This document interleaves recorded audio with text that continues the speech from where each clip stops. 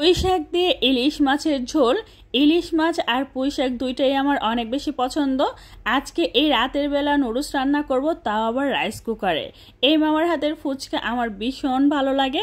Hello everyone, আসসালামু আলাইকুম। চলে আসছি নতুন আরও একটি ডেইলি ব্লগ নিয়ে। আজকের ব্লগে আপনাদের সাথে অনেক কিছু শেয়ার করব। আশা করব পুরো ব্লগ জুড়ে সাথে থাকবেন। আমার আম্মু যেটা করতেছে, কচু শাক রান্না করতেছে। আমার আম্মুর হাতে এই কচু শাক রান্নাটা আমার না ভীষণ ভালো লাগে। আমি যেটা করছি, ইলিশ মাছগুলো খুব ভালোভাবে গুছিয়ে নিয়েছি, যেহেতু আজকে ইলিশ মাছ দিয়ে পুঁই শাক দিয়ে একটা রান্না করব। ইলিশ মাছ আর পুঁই শাক দুইটাই আমার ভীষণ পছন্দ, তাই পুঁই শাক দিয়ে ইলিশ মাছের ঝোল হবে। এর জন্য একটা হাঁড়ির মধ্যে প্রথমে আমি মাছগুলো ভেজে নিচ্ছি। আগে থেকে কিন্তু মাছগুলো আমি ম্যারিনেট করে নিয়েছিলাম, আর সরিষার তেলের কারণে ইলিশ মাছগুলো দেওয়ার পর কিছুই দেখা যাচ্ছিল না, মনে হচ্ছে কি পানিতে হাবুডুবু খাচ্ছিল। যাই হোক, মাছগুলো সুন্দর করে ভেজে নিচ্ছি, আর ভাজা হয়ে গেলে এগুলো আমি এক এক করে তুলে নিব। আর যেহেতু এগুলো ঝোল তরকারি রান্না করব, খুব বেশি একটা ফ্রাই করার কোনো প্রয়োজন নাই। একই হাঁড়ির মধ্যে আমি যেটা করব, দিয়ে দিচ্ছি পেঁয়াজ কুচি আর কাঁচা মরিচের ফালি। আপনারা হয়তো দেখতেই পেয়েছেন তেলের পরিমাণটা আগে থেকে একটু বেশি দিয়েছিলাম।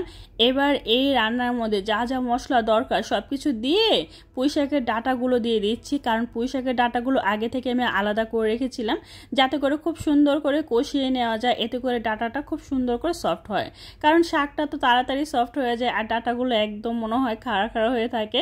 যাই হোক, এবার আমি এটা খুব ভালোভাবে কষানো হয়ে গেলে দিয়ে দিচ্ছি শাকগুলো দিয়ে একটু নেড়েচেড়ে তারপরে ঢাকনা দিয়ে ঢেকে দিচ্ছি, আর একটু পানিও দিয়ে দিলাম। এরপর এটা একটু ভালোভাবে নেড়ে চেড়ে নিচ্ছি। এই পর্যায়ে কিন্তু এটা প্রপারলি কষানোর ডান। এবার দিয়ে দিচ্ছি পানি, তারপর দিয়ে দিচ্ছি ভেজে রাখা মাছ। এবার আমি এটা খুব সুন্দর করে ঢেকে তারপর রান্না করে নিব। নর্মালি যতটা সময় লাগে, আমার কাছে না পুঁই শাক দিয়ে ইলিশ মাছের ঝোলটা এভাবে রান্না করলে ভীষণ ভালো লাগে। কার কাছে কেমন লাগে আমি জানি না। যাই হোক, দুপুরে খাওয়ার জন্য আমি গরম গরম ভাত রাইস কুকার থেকে নিয়ে নিয়েছি। আর ওই যে আমার আম্মুর কচু শাক, সেই সাথে লেবু আর হচ্ছে ইলিশ মাছ দিয়ে পুঁই শাকের সেই ঝোলের তরকারিটা। কচু শাকের মধ্যে যদি লেবু না থাকে তাহলে তো মনে হয় একদমই জমে না। তো আমি প্রথমে লেবু দিয়ে তারপরে কচু শাক দিয়ে প্রথমত খাবো, তারপরে আমার পছন্দের পুঁই শাক দিয়ে ইলিশ মাছের ঝোলের এই রেসিপিটা ট্রাই করব। আপনাদের কাছে এই রান্নাটা কেমন লাগছে অবশ্যই কমেন্ট করে জানাবেন, ঠিক আছে? আমার কাছে না বেশ লাগছে, তাই আমি আবারও ভাত নিয়ে নিয়েছিলাম।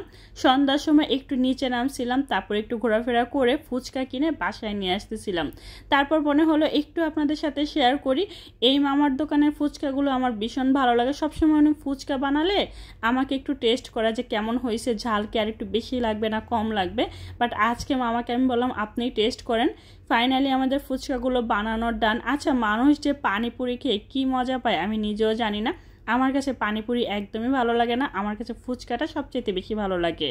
তারপর আমার এবং আমার ভাইয়ের দুইজনের ইচ্ছে করতেছিল নুডলস খাওয়ার জন্য। তো আমি যেটা করছি, 3টা নুডলস নিয়েছি, সেই সাথে পাস্তা, কাঁচামরিচ, তারপর হচ্ছে পেঁয়াজ, যা যা লাগে আর কি সব কিছু নিয়ে নিয়েছি। প্রথমে রাইস কুকারে পানিটা গরম করে পাস্তাগুলো দিয়ে দিচ্ছি একটু সরিষার তেল, তারপরে একটু নেড়ে নিচ্ছি। আজকে না রাইস কুকারে এই নুডলসটা রান্না করব, কারণ গ্যাস নাই, গ্যাস শেষ হয়ে গিয়েছে। আর আমাদেরও নুডলস খাইতে ইচ্ছে করছে, আর ইচ্ছে করলে কি করব, তাই রাইস কুকারে রান্না করে নিচ্ছি। তো এই যে আমি সুন্দর করে পাস্তাগুলো দেখতেছি আসলে সিদ্ধ হয়েছে কিনা, একটু নুন দিয়ে দিচ্ছি। তারপর ওই যে পেঁয়াজ, কাঁচামরিচ কুচি করা ওইগুলো দিয়ে দিচ্ছি। তারপর একটু লাল মরিচের গুঁড়ো সব কিছু দিয়ে দিচ্ছি, পাস্তা মশলা, নুডলসের মশলা, আর এই যে ম্যাগি নুডলসগুলো মানে মিস্টার নুডলস ছিল এগুলো, তারপর এগুলোও দিয়ে দিচ্ছি। এগুলো দিয়ে একটু নেড়ে নিচ্ছি। রাইস কুকারের নুডলস আমার মতো কোন পাগল আছে এরকমভাবে রান্না করে বলেন তো? আচ্ছা, কি করব বলেন? গ্যাস না থাকলে আর যদি খেতে ইচ্ছে করে তখন তো এইভাবেই রান্না করতে হবে। যাই হোক, আমি নুডলসের মধ্যে যা যা মশলা লাগে সব কিছু একটু একটু করে দিয়ে দিচ্ছি।